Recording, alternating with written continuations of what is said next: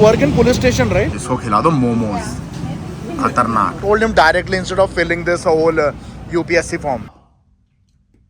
दहेज कितना लोगे? पैसा कितना मांगोगे? शादी हो रही है तो दहेज तो मिल रहा होगा ना? थाई मंदिरों के बीच में हमें मिला है हनुमान जी का statue with this beautiful tree. भाई कितना बड़ा विशाल, बड़ा ही सुंदर ट्री है। और ये है दया राम मिश्रा एंड प्राणी देवी, तो उनके फैमिली ने यहाँ पे बनवाया होगा। बहुत ही बढ़िया लग रहा है। और साइड में देखो थाई टेम्पल, ब्यूटीफुल भाई। और उसके साइड में हमारी जैमी बॉय, ब्यूटीफुल क्योंकि उसका चेहरा नहीं दिख रहा।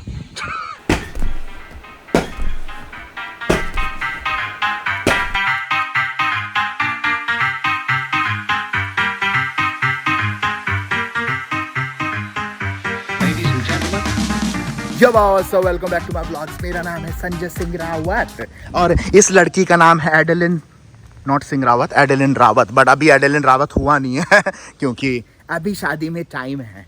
लास्ट व्लॉग तुम लोगों ने देखा था, 26 जुलाई की फाइनल हो चुकी है हमारी शादी। Only in 12 days. अब तो how many days left now? Less than 12 right, something. इस महीने शादी हो रही है भाई, क्या होता रहता है चीज़ें। बाकी प्रीति दीदी आने वाली है इस सैटरडे को, तो और धूम लगा होगा। और वो ऑलरेडी तुम्हें लास्ट व्लॉग में बता दिया था, बैचलर पार्टी होगी जहाँ पे जा रहे हैं हम लोग। बैंकॉक में नहीं होगी बैचलर पार्टी, जहाँ पे होगी वहाँ पे होगी। और देखते हैं, मोस्ट प्रोबेबली मैं लाइव ही आऊँगा उस रात को, क्योंकि लाइव में मज़ा आता है। तुम लोगों से बकचोदी करते करते ये ना बाबा धमाल मचाएगा अपनी बैचलर पार्टी में, मज़ा आएगा। इसी बात पे लाइक बटन ठोक दो। And I am super excited. Are you excited Jamie boy? डैमी का एक्साइटमेंट तुम्हें पता है, डैमी का हर reaction is just happy, sad. Oh my god, ये लड़की पुलिस स्टेशन के सामने ही क्यों वेट करती है मेरा? ये मेरे को लगता है हॉस्पिटल में तो काम करती नहीं है भाई, पुलिस स्टेशन में करती है। ये एजेंट तो नहीं है कहीं? You work in police station right?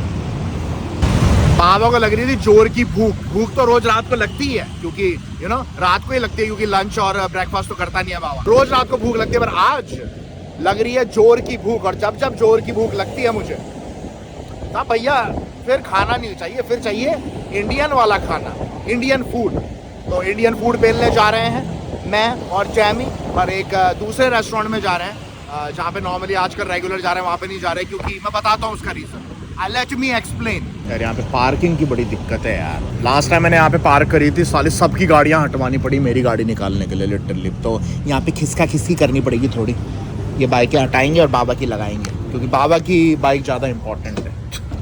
जो वो सिक्योरिटी गार्ड देख रहे हो, कुछ नहीं करते हैं, he don't do anything right, everything we have to do. यहाँ बड़े बुजुर्ग हैं, इसलिए मैं बोलता नहीं उनको काम करने को, बट ये जगह बनाई हमने, यहाँ पे लगेगी बाइक।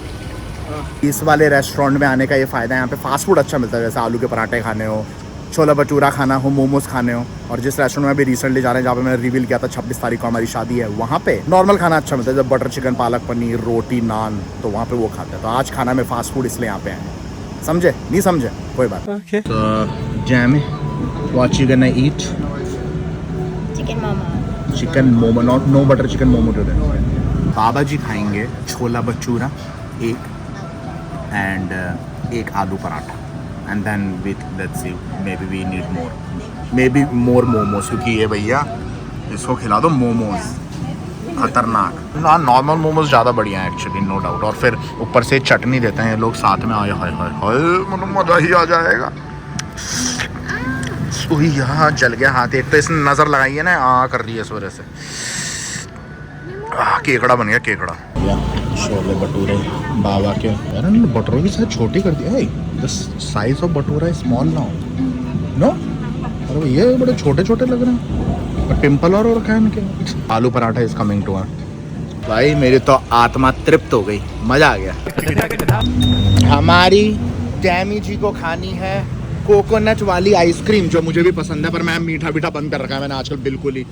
और जब कोकोनट आइसक्रीम डैमी खाएगी तो उसका मुंह थोड़ा ना देखूंगा मैं, तो मैं भी पेल लेता हूँ एक। तो यार ये छोटी से खा लेंगे, उसके ऊपर पीनट डाल के, क्या टेस्टी लगता है भाई, मजा आ जाता है। साला आइसक्रीम के लिए भी ये फर्रा भरना पड़ रहा है पूरा। डैमी, it's not UPSC exam, ice cream खानी है 2। Told him directly instead of filling this whole UPSC form.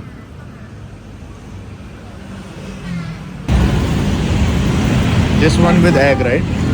Oh, that's a lot. You told me one scoop. How much we pay for one? 40 baht for this much. भाई इसने peanuts डालने में कंजूसी की है, बाकी आइसक्रीम तो इसने 3 स्कूप दिए हैं भाई। तो बाबा के फूड रिव्यू में आप लोगों का स्वागत है। ये फेमस आइसक्रीम नाम की है या तो सिर्फ काम की है ना? रीटेक केवल नाम की है या काम की भी है?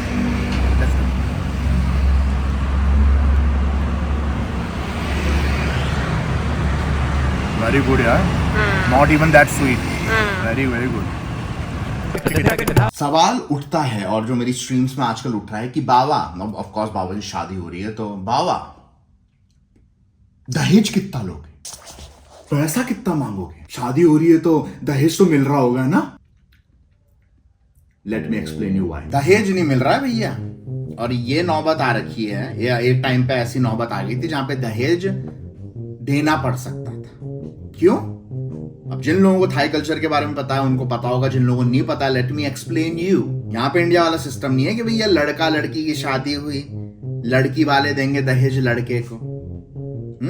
नहीं, यहाँ पे उल्टा है। यहाँ पे अगर लड़का लड़की शादी कर रहे हैं, लड़की वाले लड़के वालों से दहेज मांगते हैं। यहाँ पे उल्टा है, और उनका कंसेप्ट सीधा साधा सिंपल सा है, जो मेरे हिसाब से सेंस भी बनता है कि तुम मेरे परिवार से, मतलब लड़की वाले बोल रहे हैं कि तुम हमारे परिवार से 2 हाथ ले जा रहे हो, मतलब 2 हाथ कम हो गए अब काम करने के लिए, तो कुछ दो हमें। सब कुछ ऐसा ही कंसेप्ट है, मुझे 100% नहीं पता, पर कुछ ऐसा ही कंसेप्ट है इनका। इस वजह से लड़की वाले यहाँ पे दहेज मांगते हैं। अब ये चीज एक्सप्लेन करना थोड़ा मुश्किल है तुम लोगों को, और भरोसा देना थोड़ा मुश्किल है, बस बाबा पे भरोसा कर लो।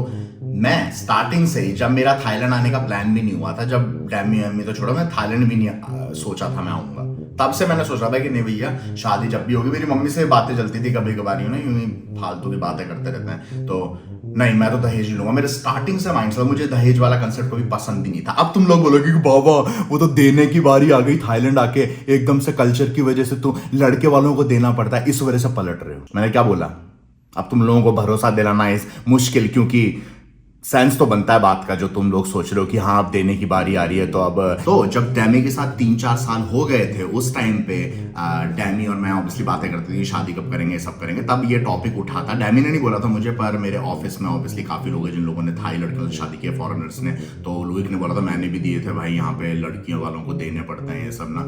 तो ये मेरे दिमाग में आया तो मैंने पूछा, डैमी तुम्हारा ऐसा होता है? क्योंकि इंडिया में तो लड़के वाले लेते हैं, मुझे चाहिए नहीं, because I am against it, but फिर भी मैंने उसको बताया अपना कल्चर क्या इंडिया में ऐसे लड़के वालों को, लड़की वाले लड़के वालों को देते हैं। तो डैमी ने मुझे बताया थाईलैंड में लड़की वाले मांगते हैं लड़के वालों। तो मैं बोला ये सही है, यहाँ पे है एकदम उल्टा ही है, बिल्कुल सेम बात डिफरेंट।